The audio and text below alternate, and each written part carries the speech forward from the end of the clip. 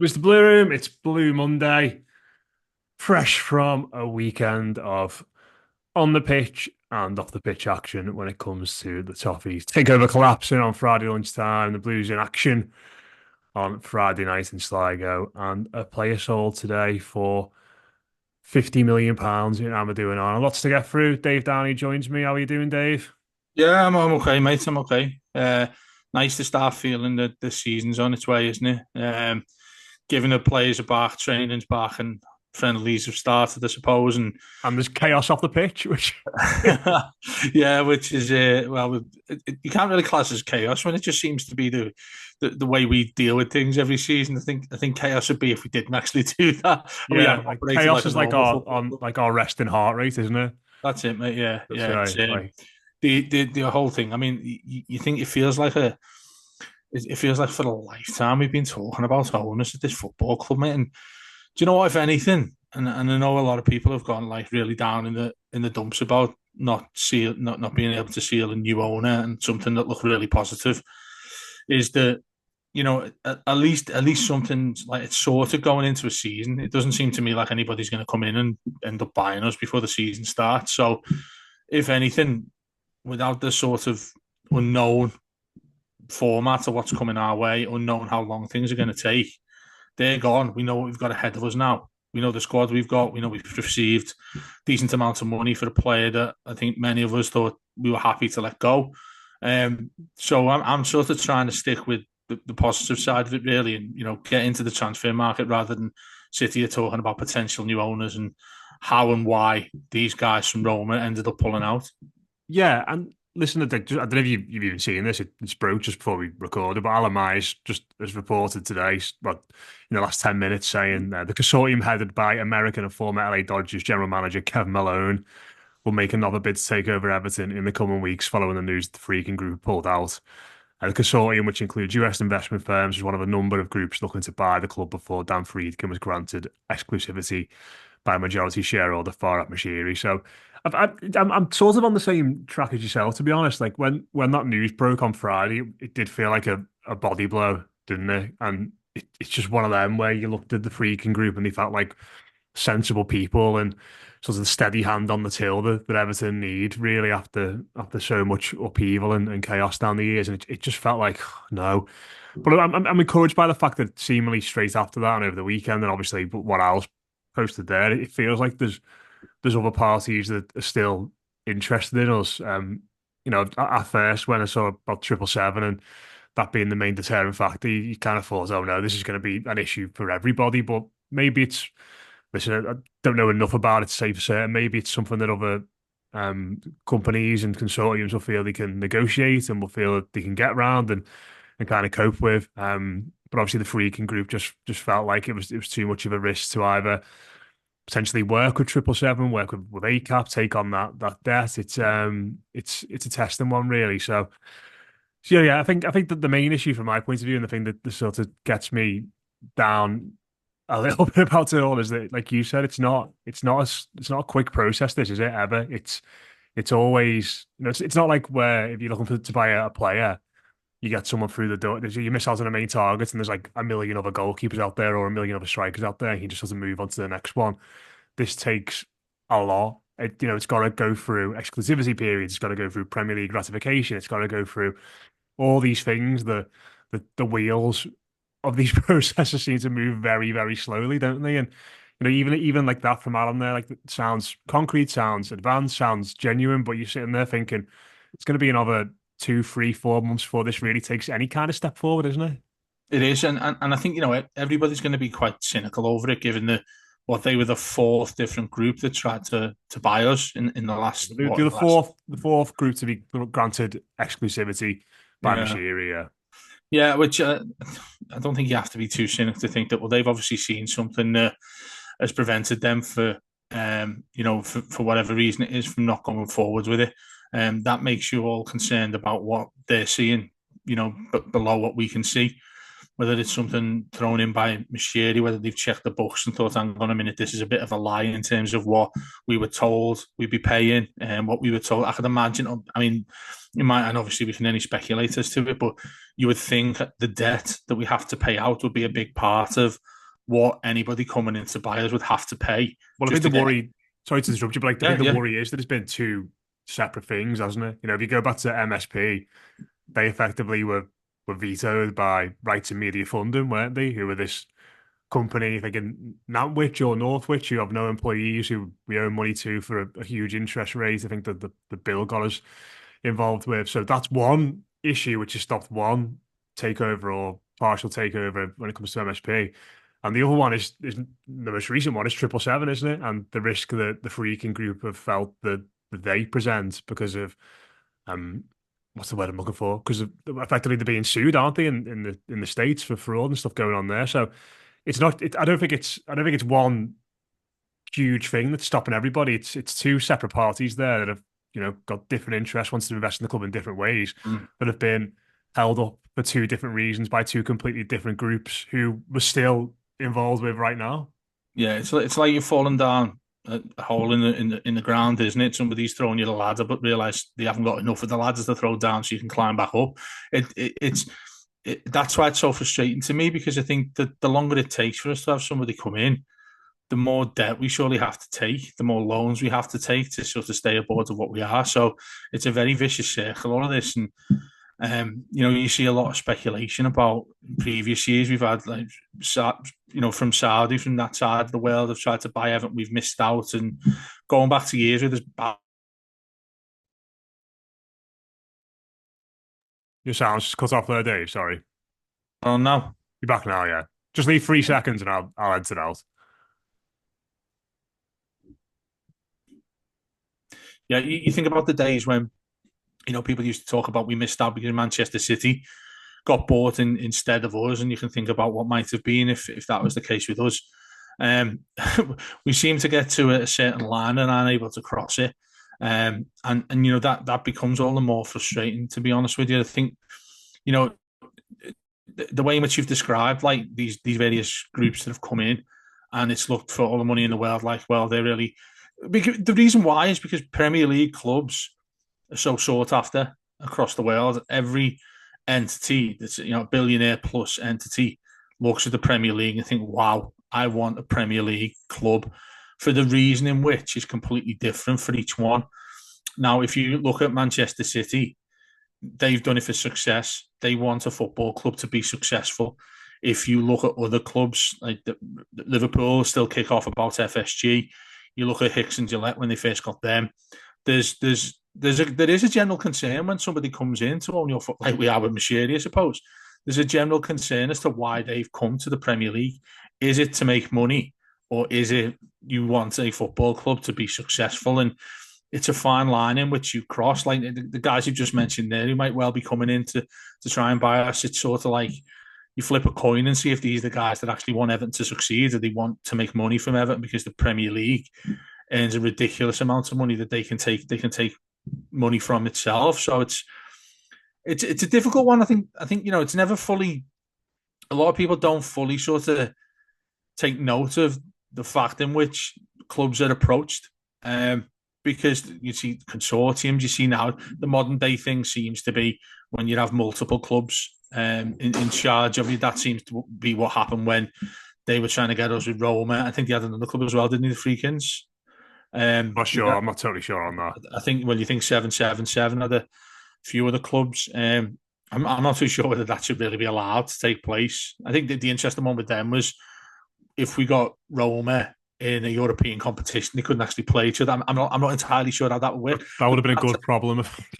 It would be a great problem for us, wouldn't it? But if you think about, like, that's how ridiculous the format in a bit of a nutshell. So, and yeah, I mean, I think the next ones that come along, you have to delve deep with each of these to think they're the ones you want if you could choose. The only thing for us is it's pot luck. We just have to hope the right ones come to us, because we've got an owner now, I think, who doesn't really care. He just wants out. He wants to sell for the highest price possible and just go. That for us is a massive danger alone in that statement on its own. and that in itself is sort of why we're here, isn't it now? Because he, 𝗂𝗏𝗲𝗄𝗃's urgency to sell the club has been well documented, which is, I imagine one of the reasons why he was quite happy to look past the obvious shortcomings from 777 that were there from the very beginning, and were reasons that a lot of us knew that this takeover probably wouldn't happen with them anyway. And by rushing into that, he's had to, take a loan off them, or decided to take a loan off them, which is £200 million, which is in turn hampered the long term potential prospect of the Freakins coming in, and you like serious owners, but I suppose you might counter that by saying, well, 777 gave us 200 million to keep the cost of the club running. So it's such a mess. And just on this before we go and speak about Onana and some actual footy. What else it does, we will ultimately go into a fifth exclusivity period with somebody soon surrounding this, and it just tempers any kind of excitement or hope or belief that the things are going to get better now. That, like, I think the stuff around the Freaking group, as much as the right noises were there initially, the fact that it's sort of gone quiet in the last couple of weeks, I was starting to get a little bit nervous about it and thinking this is taking a bit too long. And now, say this Kevin Malone consortium, who used to work with the Dodgers, comes in and they agree one, like, you're going to be anxious and nervous, and that sort of hope you get, like, this is going to be a new dawn, a fresh start, and build positivity. It's hard to build and get any kind of momentum behind that, isn't it? You're right, and I think it's hard to become exciting the more and more each one has come in, because you think each one that's come in are more positive than the previous one, which is very firmly been the case, basically, isn't it? When you think of 777, you go further down the line to where we are right now. Everyone who's sort of come in as another party have sound like much more positive for us. You've got another one coming now. It only makes me more fearful that they won't do it, because clearly each of the ones that have seemed more appropriate to come in and be the people who come in and own our club and get us back to any relevant success that we absolutely need and desperately need ahead of the new stadium. They've seen something that has made them walk away. That something that they've seen, or some things that they've seen, they've got to be, quite considerable amount of different things, different financial problems, whatever Everton have got under certain books that they're able to see, has got a big enough problem for billionaire clubs to say, billionaire companies, whatever they are, to walk away. That, to me, makes me really skeptical about whoever comes back in for us. So, like you say, this guy who's in it, what makes me more confident about that is each one that's come along the lines has known slightly more about the previous one. So I'm pretty sure he'll know what they've just seen. So he's thinking, do you know what? I can cope with that. Let's see what we can do with this now. And it's the length of time. I think that many fans, including myself, are really, really, it's downbeat about it, because you think they're not going to come in before, say, the end of the transfer window. The excitement isn't there. Maybe if one happened, like, I don't know, a few months ago, Everton could be preparing for the new season with brand new players coming in, which we had anyway, which things we seem to be sorting out quite gradually. But then, we celebrating the fact we've got new owners in when they couldn't actually do anything until at least January. I think, and that might even have been a bit of a stretch anyway.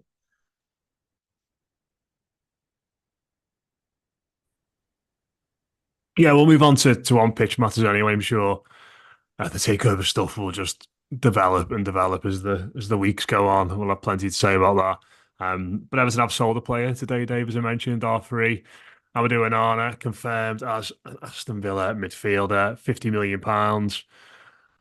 Looks like there'll be a few add-ons as well, potentially for Everton to go out as well. I know we spoke about it a little bit last week. Sort of think everybody's accepting this is a good deal for everybody, and it can potentially be hopefully be a bit of a launch pad for us now in terms of going and getting the rest of our summer business done. Yeah, the only concern was it seems to last a little bit longer than everybody else thought, didn't it? I mean, it's sort of been on the boil for a couple of months now.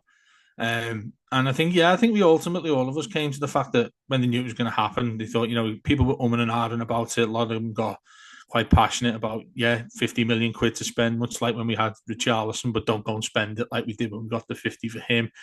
Others saying they were devastated that he was going to leave.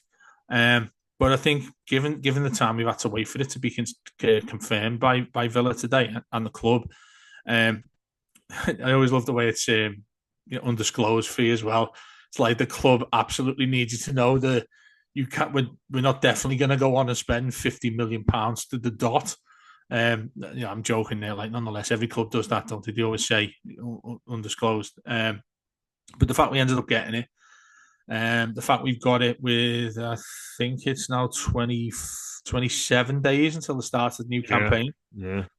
There's time in which to go and do some damage with that in terms of the transfer market and able to get some players in that we desperately need. We've already been doing that as well. That's been encouraged by that too. And then I still have the scenario in my mind that everybody starts the Jim White traditional stuff where you're on the final day in the final minutes. Have we signed a player? Have we done this? Have we done that? The only real success I remember that was when we got Lukaku, Barry, and McCarthy all on that same day.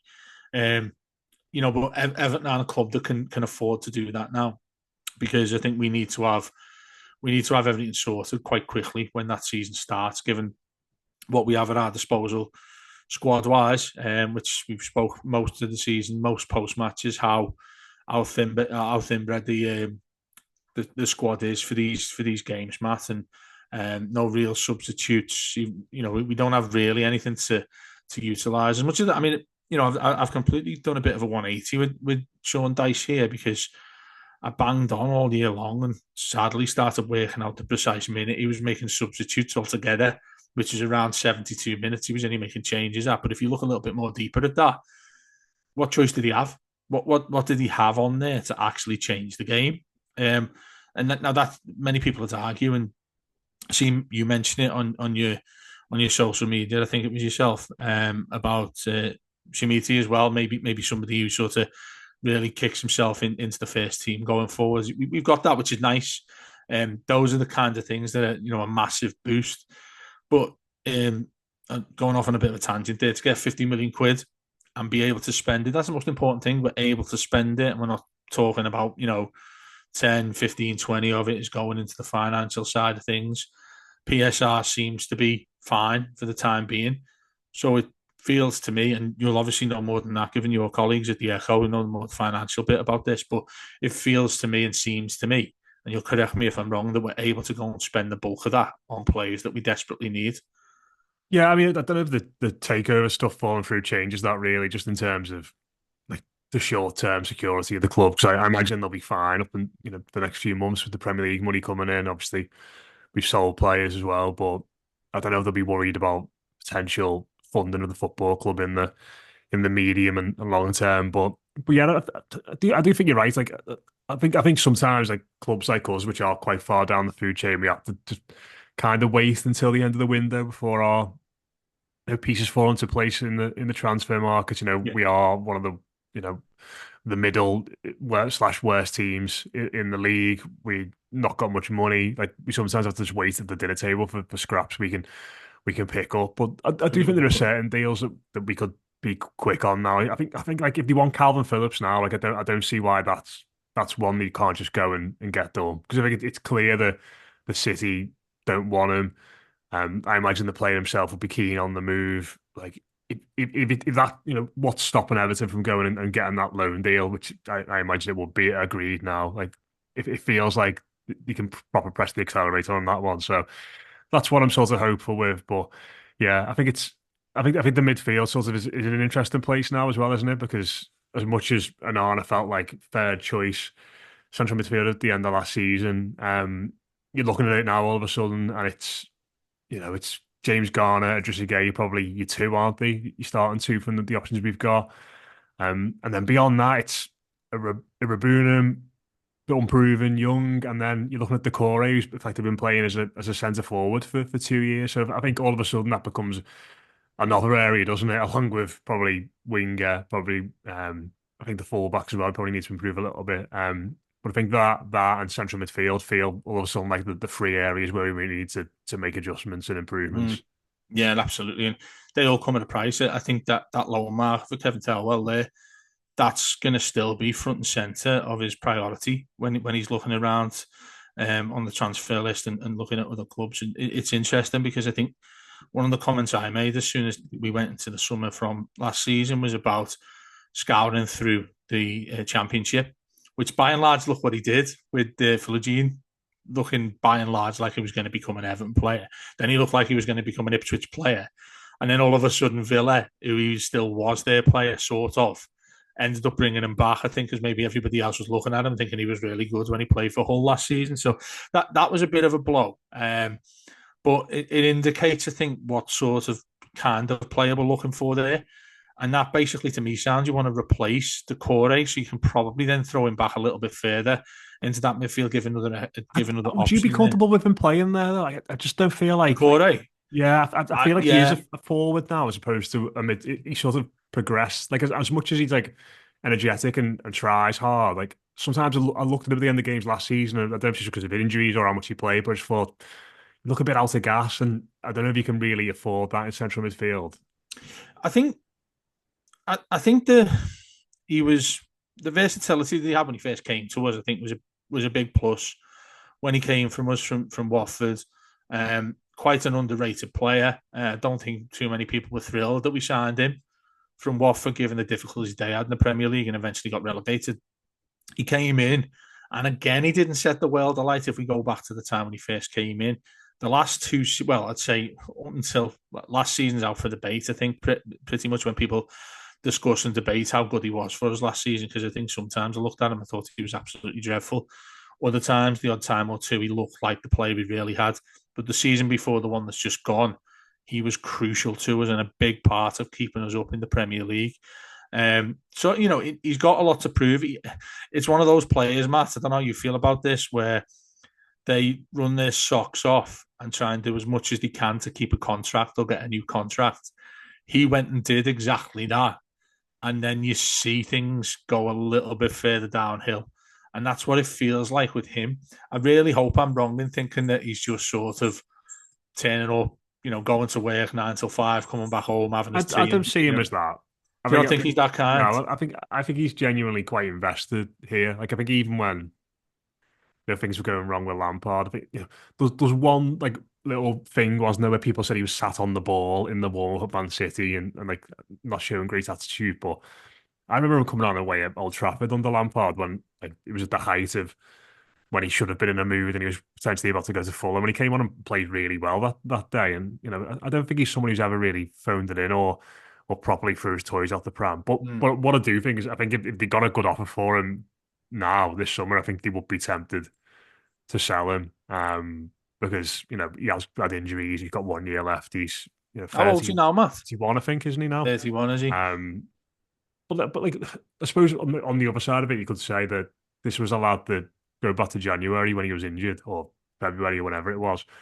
We were all like counting the days down until he could get back in the team, and like it was such a huge relief when he was back in the side because we felt like he was so crucial to the way we play. So perhaps with a summer off, time to get back fit again. We'll see the 𝗃𝗃𝗿𝗃 we saw, you know, at the end of Dyche's first season.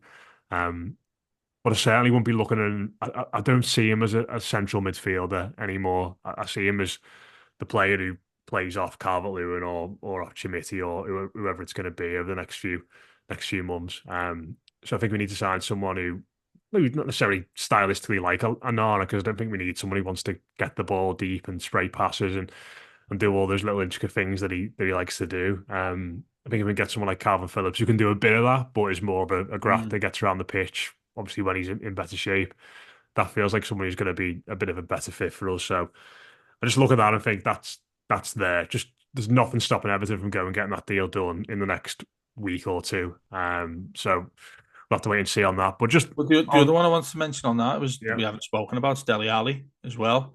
I'm not sure how far along the situation is with him. Again, I don't see him as a central. I think he's just a... No. So I just mean in general, as somebody who'd free a gap up if he's available, if you get what I mean.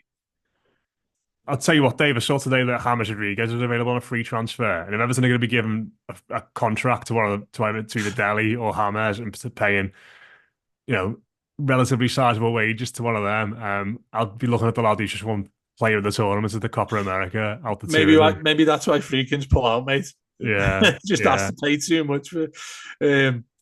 But yeah, I mean, as much as we joke, the Dele Alli side of things is very much like a Marmite sort of thing, isn't it, with fans? A lot of people would have him back. I certainly would anyway. obviously, like you said, I just like how versatile he is, that lad. And you've got somebody else where he's somebody who can take a place in that squad. Somebody, I think, if he played how he is anywhere near like he is, he'd end up being a starting player as well. So I think you've got somebody like that. You start looking at the attack then. If 𝗁𝗔𝗓 comes into it as well, you're thinking that'll save us a good few quid that we'd probably be looking at trying to get an additional forward. 𝗘𝘃𝗿𝗿 still about there.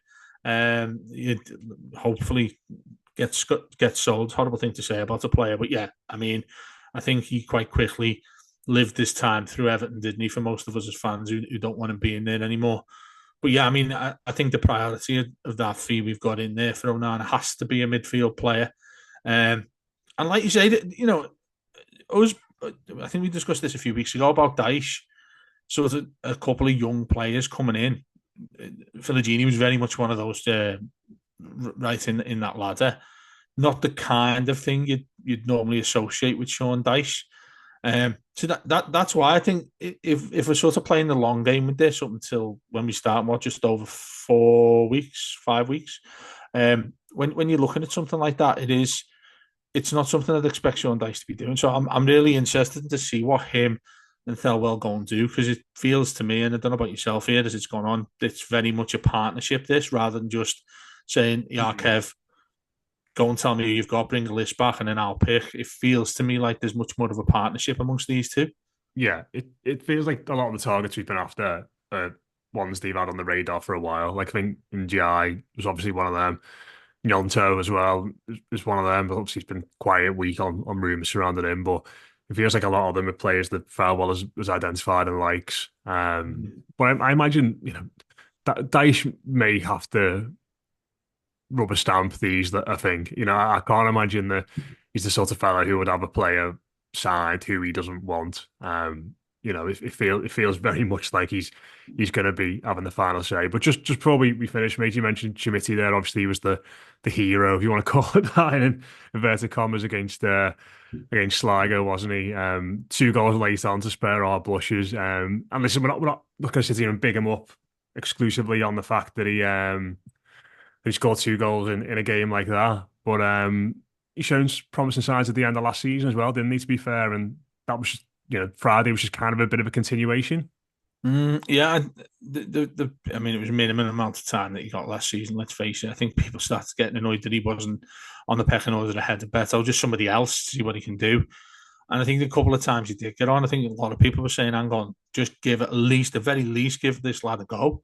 And obviously we didn't see it, given how high it was, the sort of pressure Tuchel was on for us to stay in the league. Let's hope that throughout the games, throughout the pre-season, him getting more of a chance, showing what he can do. I think you don't hear, I was going to say, you hear a lot of praise for him, but I go as far as saying you don't hear anybody saying that he's not good enough. I think when the games when he did get on, he looked like he's fine to battle physically. He's quick, very, very skillful player, what I've seen from him, Matt. To the Sligo game as well, his first touch, really, really good. He looks a promising young lad. I just hope Dyche doesn't stick to type of, well, it's Dom or it's Beto, and then you throw that kid on for the last 5 minutes, even if you were losing 2-0, or winning a game by a couple of goals, which is a rarity for us, I know, but I'd like to see him actually given a chance here in this side. And again, like I've said about Dele Alli there, if you're able to get them in, that's another bonus to a skeleton squad that we've got right now there. So, if you sort of box clever with that sort of thing, then you're looking at the transfer window with a little bit more ease. I know there's loads of different things that we need to sort out. We've only mentioned a few of them on this show, on the Monday show, but I do feel a little bit more confidence in Kevin 𝗀𝗏𝗏. I'm not too sure where it's come from. It might be the fact that we've got him from Aston Villa, who seems to have a lot of praise. We haven't seen him yet, of course, and also 𝗁𝗁𝗓 as well, who we very nearly got. Those two, to me, have obviously been, 𝗀𝗏𝗏's been all over them. That, to me, who I've been very, very critical of since we got him, basically since he got 𝗁𝗏𝗏𝗏, he feels to me is like he could well be the right man that sorts this out now. We're not looking at someone like a Walsh or Brands or anyone else like that anymore. We're looking at somebody who actually knows what to do and quite quiet about it as well. Seems to go about his business relatively under the radar. More than happy for that to be the case. And, if he wakes up and he's got 50 million in his bank to go and sort Everton out, then I have a lot more faith in him than I have with previous directors of football.